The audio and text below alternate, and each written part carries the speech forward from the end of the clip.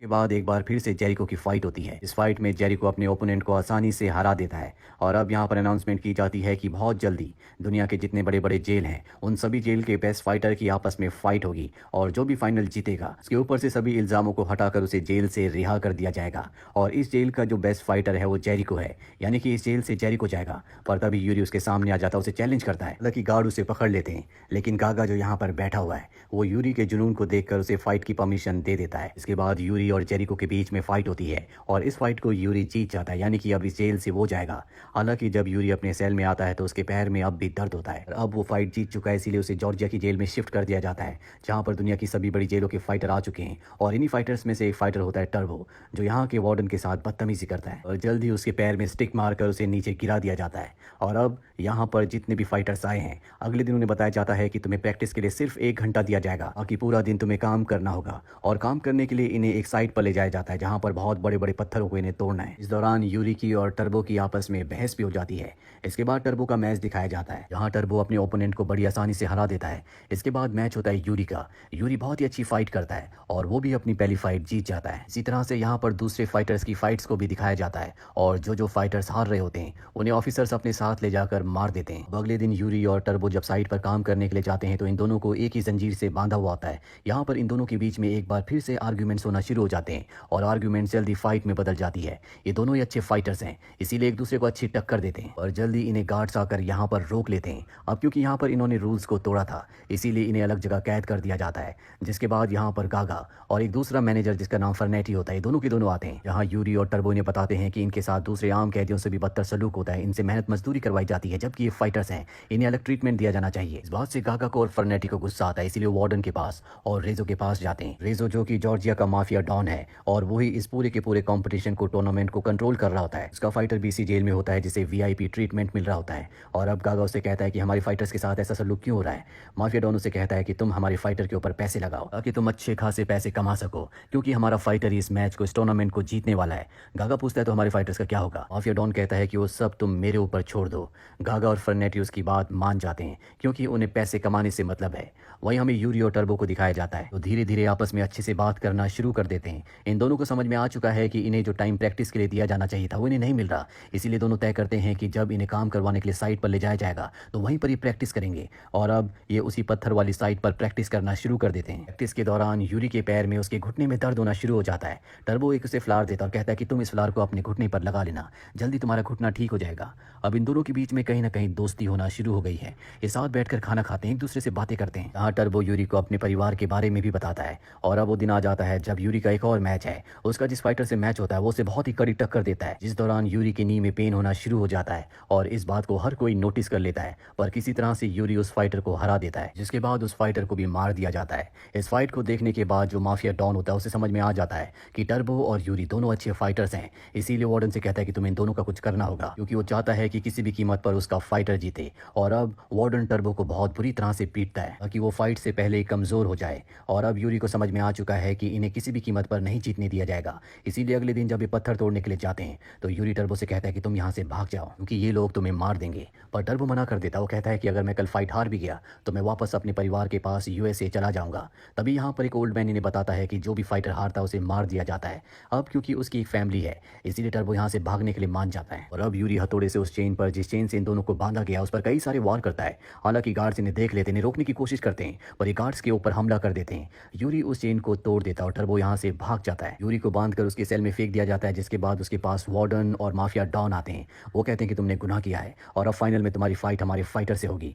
Yuri समझ जाता है कि ये उसे किसी भी कीमत पर जीतने नहीं देंगे, इसीलिए वो कहता है कि मैं गागा से मिलना चाहता हूँ। तभी वो देखता है कि गागा यहीं पर है। गागा उसे कहता है कि मैं तुमसे ज्यादा पैसों से प्यार करता हूँ। वो समझ जाता है कि गागा भी इनके साथ मिला हुआ है और अब उसकी फाइट उस फाइटर से होती है जो कि माफिया डॉन का फाइटर है, जिसके ऊपर सबने पैसे लगाए हैं। वो एक बहुत ही खतरनाक फाइटर होता है और जब यूरी और उसकी फाइट होती है तो उसे पहले से पता होता है कि यूरी का घुटना कमजोर है, इसीलिए उसके घुटने पर कई वार करता है जिससे उसका पेन बहुत ज्यादा बढ़ जाता है। वो उस फाइटर के सामने अब कुछ नहीं कर पा रहा होता, जिसके बाद वो फाइटर उसे उठाकर रिंग से बाहर फेंक देता है। और अब यहाँ पर जो रेफरी होता है वो काउंटिंग करना शुरू करता है। यहाँ पर यूरी को अपने जेल के दिन याद आ रहे होते हैं, जिसके बाद वो अपने पैर पर एक कपड़ा बांधता है और एक बार फिर से रिंग में आ जाता है और अब वो उस फाइटर के ऊपर हमला करता है। यहाँ जितने भी कैदी होते हैं वो सब के सब यूरी को चीयर कर रहे होते हैं। यूरी बहुत ही बेहतरीन फाइट करता है और फाइट के दौरान ही वो उस दूसरे फाइटर का पैर तोड़ देता है और इस तरह से यूरी इस मैच को जीत जाता है। और अब क्योंकि गागा ने, फर्नेटी ने और उस माफिया डॉन ने सब ने उस दूसरे फाइटर के ऊपर पैसे लगाए थे जो हार चुका है, इसलिए इनका $1 मिलियन का नुकसान हो चुका है। और ऐसा गागा और फर्नेटी ने वार्डन के कहने पर और माफिया डॉन के कहने पर किया होता है।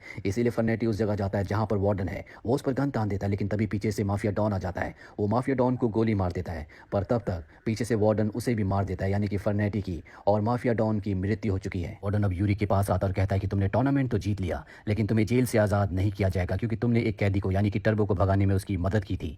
यूरी कहता है कि मुझे इससे कोई फर्क नहीं पड़ता। इसके बाद वार्डन यूरी को बाहर ले जाता है जहां पर उसे मारने वाला होता है कि तभी पीछे से टर्बो आकर उसे मार देता है और अपने साथ वैन में बिठाता है जहां पर पहले से गागा बैठा होता है। दरअसल जब टर्बो भागा था तो गागा ने उसे बचा लिया था और उसने और किसी पर नहीं बल्कि यूरी के ऊपर ही पैसे लगाए थे, जिससे उसे बहुत फायदा हुआ था, क्योंकि वो अच्छी तरह से जानता था कि यहाँ का जो बेस्ट फाइटर है वो यूरी है और यूरी मैच को जीतेगा। और अब क्योंकि वो यूरी की वजह से मैच जीता था, इसीलिए यूरी को अच्छे खासे पैसे देता है, साथ ही वो यूरी को आज़ाद कर देता है। जिसके बाद टर्बो और यूरी एक दूसरे को अलविदा कहते हैं और यूरी, जिसके पास आज़ादी के साथ अब बहुत सारे पैसे भी है, वो बहुत खुश होता है और खुशी खुशी वो अपनी मंजिल की तरफ निकल पड़ता है। इसके कई महीनों के बाद दिखाया जाता है कि यूरी अब यूक्रेन में है, जहां पर अब भी वो अंडरग्राउंड इलीगल फाइट्स लड़ता है, क्योंकि फाइट लड़ना उसके खून में है। वो एक नेचुरल बहुत ही खतरनाक फाइटर है। वो कई फाइट्स जीत चुका है, साथ ही वो अपनी कमाई का बहुत बड़ा हिस्सा चर्च को भी देता है। दरअसल अब वो पूरी तरह से बदल चुका है।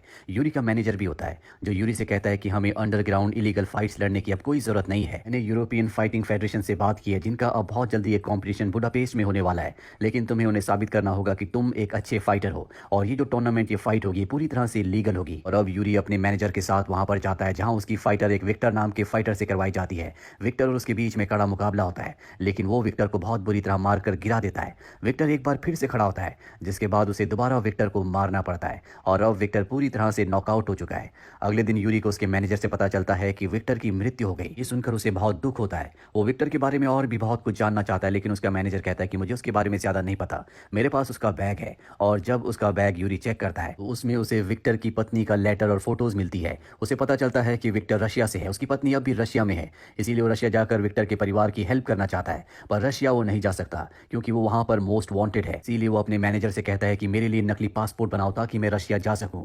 दरअसल वो आखिरी बार रशिया की जेल से भागा था और अगर वो वहां गया तो उसे जेल में दोबारा डाल दिया जाएगा। हालांकि उसका मैनेजर ऐसा नहीं चाहता, क्योंकि वो चाहता है कि अब यूरी लीगल फाइट्स लड़े, जिसके लिए उसने क्वालिफाई कर लिया है। पर यूरी उसकी एक बात नहीं सुनता और कहता है कि तुम्हें मेरे लिए पासपोर्ट बनवाना पड़ेगा। उसका मैनेजर उसकी बात मान जाता है और अब एक नकली नाम के साथ, नकली पासपोर्ट के साथ बहुत जल्दी यूरी रशिया पहुंच जाता है। रशिया पहुंचकर सबसे पहले वो विक्टर के घर जाता है, जहां पर वो विक्टर की पत्नी को देखता है। पर इससे पहले कि वो उससे बात करता, यहाँ पर ज़ौरब नाम के गैंगस्टर के लोग उसे पकड़कर अपने साथ ले जाते हैं। यूरी उनकी गाड़ी का पीछा करते हुए उस क्लब तक पहुंच जाता है जहां पर विक्टर की पत्नी एल्मा को ले गए होते हैं। वो क्लब के अंदर जाता है जहां पर इलीगल बॉक्सिंग फाइट चल रही होती है और यहाँ पर जो बॉक्सर्स होते हैं वो अपनी अपनी तारीफ कर रहे होते हैं। और यूरी को इस सब से कोई मतलब नहीं है। वो यहाँ पर विक्टर की पत्नी एल्मा को ढूंढ रहा होता है। जल्दी उसे एल्मा दिख जाती है जो यहाँ पर वेट्रेस का काम कर रही होती है। दरअसल गैंगस्टर ने विक्टर से बहुत पैसे लेने थे जो कि एल्मा चुका नहीं सकती, इसीलिए उसके लोग उसे पकड़कर यहाँ पर ले आए होते हैं। साथ ही गैंगस्टर की उस पर बुरी नजर होती है। गैंगस्टर ने उसे कहा भी होता है कि तुम मेरे साथ कॉम्प्रोमाइज कर लो, मैं तुम्हारे सारे पैसे माफ कर दूंगा, पर एल्मा ने उसकी बात नहीं मानी होती। उसने उससे कहा होता है कि मैं काम करके तुम्हारे पैसे चुका दूंगी, इसीलिए वो यहाँ पर काम कर रही होती है। और अब जब गैंगस्टर के लोग देखते हैं कि यूरी एल्मा से बात करने की कोशिश कर रहा है तो वो उसे बाहर ले जाते हैं। यूरी बाहर आने के बाद उनसे पूछता है कि एल्मा जब भी फ्री होगी मैं उससे बात करना चाहूंगा। ये सुनकर गैंगस्टर के लोगों को गुस्सा आ जाता है, वो उस पर हमला करते हैं, पर यूरी एक बहुत अच्छा फाइटर है। वो चंदी पंचेस में उन सबको धराशायी कर देता है। यूरी को फाइट करते हुए गैंगस्टर देख लेता है, इसीलिए अपने लोगों के साथ यूरी के पास आता है और उसे ऑफर करता है कि तुम मेरे लिए फाइट लड़ो। पर यूरी साफ साफ मना कर देता है। वो कहता है कि मैं यहाँ पर फाइट करने के लिए नहीं आया हूँ, बल्कि मैं एल्मा से मिलने के लिए आया हूँ, मेरे पास उसके लिए कोई मैसेज है। गैंगस्टर कहता है कि वो मैसेज तुम मुझे दे सकते हो, पर यूरी साफ साफ मना कर देता है। वो कहता है कि वो मैसेज मैं सिर्फ एल्मा को ही दूंगा। गैंगस्टर कहता है कि इस शहर में मेरी हुकूमत है, मेरी इजाजत के बिना तुम कोई काम नहीं कर सकते। और अब यूरी यहाँ से चला जाता है। गैंगस्टर अपने लोगों से कहता है कि तुम उस पर नजर रखना। रात को जब यूरी सोता है तो उसे फाइट के अजीब अजीब से सपने आते हैं और अगली सुबह वो एल्मा से मिलने के लिए जाता है। वो एल्मा के पास पहुंच जाता है और उससे पूछता है क्या तुमसे गैंगस्टर जबरदस्ती काम करवाता है। वो कहती है कि नहीं, मैंने और विक्टर ने कम्युनिटी सेंटर खोलने के लिए उससे लोन लिया था और अब उस लोन को चुकाने के लिए मैं अपनी मर्जी से उसके साथ काम करती हूँ। इसके बाद यूरी के पास जो विक्टर का लेटर होता है जो उसके बैग में था, वो लेटर वो एल्मा को देता है। एल्मा यूरी से पूछती है कि ये लेटर तुम्हें विक्टर ने कब दिया था। वो कहता है कि अपनी लास्ट फाइट के बाद। एल्मा पूछती है क्या तुमने उसकी लास्ट फाइट देखी थी। यूरी कहता है कि उसकी लास्ट फाइट मुझसे हुई थी। ये सुनकर उसे गुस्सा आ जाता है और वो यूरी को यहाँ से जाने के लिए कहती है, क्योंकि उसे पता है यूरी की वजह से विक्टर की मृत्यु हुई है। यूरी किसी भी कीमत पर एल्मा की मदद करके अपने गुनाहों से मुक्ति चाहता है, इसीलिए गैंगस्टर के पास जाता है और कहता है कि मैं तुम्हारे लिए फाइट करूंगा, लेकिन बदले में तुम्हें एल्मा का सारा कर्ज माफ करना होगा। गैंगस्टर कहता है कि ठीक है, तुम्हें 3 फाइट्स करनी होगी और अगर तुम उन तीनों फाइट्स को जीत गए तो मैं एल्मा का सारा कर्जा माफ कर दूंगा। यूरी उसके साथ ये डील डन कर देता है, लेकिन यहाँ पर गैंगस्टर उसे बताता है कि मैं जानता हूँ कि तुम्हारा असली नाम क्या है और तुम यहाँ पर मोस्ट वांटेड हो, लेकिन तुम चिंता मत करो, तुम्हें यहाँ कुछ भी नहीं होगा। इस शहर में मेरी हुकूमत चलती है और गेम में भी मेरे रूल्स होंगे। यूरी ये सुनकर यहाँ से निकल जाता है, जिसके बाद एल्मा उसके पास आती है क्योंकि उसे पता चल चुका होता है कि यूरी उसकी मदद करना चाहता है। वो यूरी से कहती है कि मुझे तुम्हारी मदद की कोई ज़रूरत नहीं है। यूरी कहता है कि मैं तुम्हारी मदद नहीं कर रहा, बल्कि मैं अपनी मदद कर रहा हूँ। और बहुत जल्दी वो दिन आ जाता है जब यूरी की फर्स्ट फाइट होती है। गैंगस्टर अपने बेस्ट फाइटर को उससे लड़वाता है, लेकिन यूरी के सामने किसी भी फाइटर का टिकना इतना आसान नहीं है और कुछ ही राउंड्स में वो अपनी पहली फाइट जीत जाता है। जिसके बाद गैंगस्टर एल्मा से कहता है कि हमारे विनर को ड्रिंक देकर आओ।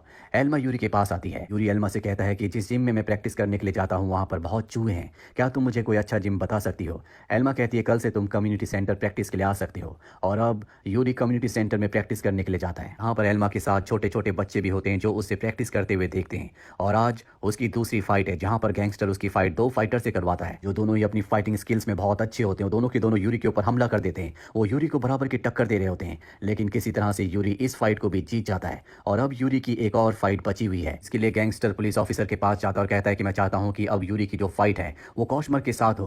कॉशमर रसिया का सबसे बड़ा इलीगल फाइट का फाइटर है जो इस वक्त जेल में होता है, उसी जेल में जहां पर कभी यूरी था, जहां पर इलीगल फाइट होती है। और कॉशमर के सामने आज तक कभी कोई नहीं टिक पाया। साथ ही गैंगस्टर एल्मा के पास जाता है। उसे पूरा यकीन है कि एल्मा और यूरी के बीच में कुछ ना कुछ चल रहा है। इसीलिए वो एल्मा से कहता है कि तुम्हारे पति विक्टर को उसने जानबूझकर मारा है, तुम्हें उसका साथ नहीं देना चाहिए। ये सुनकर वहां से निकल जाती है। दरअसल गैंगस्टर एल्मा को अपनी जिंदगी में शामिल करना चाहता है। और अब यूरी जब एल्मा के पास आता है तो एल्मा उससे पूछती है कि विक्टर की मौत कैसे हुई थी। यूरी बताता है कि मेरी पूरी जिंदगी बहुत मुश्किल दौरों से गुजरी है और मेरे पास एक ही चांस था जब मैं अपनी पूरी जिंदगी को इलीगल से लीगल बना सकता था। उसके लिए मुझे विक्टर से फाइट जीतनी थी। मैंने हर फाइट की तरह उस फाइट को भी खेला। मेरा विक्टर को मारने का कभी कोई इरादा नहीं था, वो सिर्फ एक एक्सीडेंट था। ये सुनकर एल्मा वहां से चली जाती है। और आज यूरी का तीसरा और आखिरी मैच है। वो रात को मैच खेलने के लिए जाता है जहां पर वो गैंगस्टर के फाइटर से फाइट करता है। एक बहुत बेहतरीन फाइट के बाद वो उस मैच को भी जीत जाता है, यानी कि उसकी डील खत्म हो चुकी है। वो तीनों फाइट्स जीत चुका है।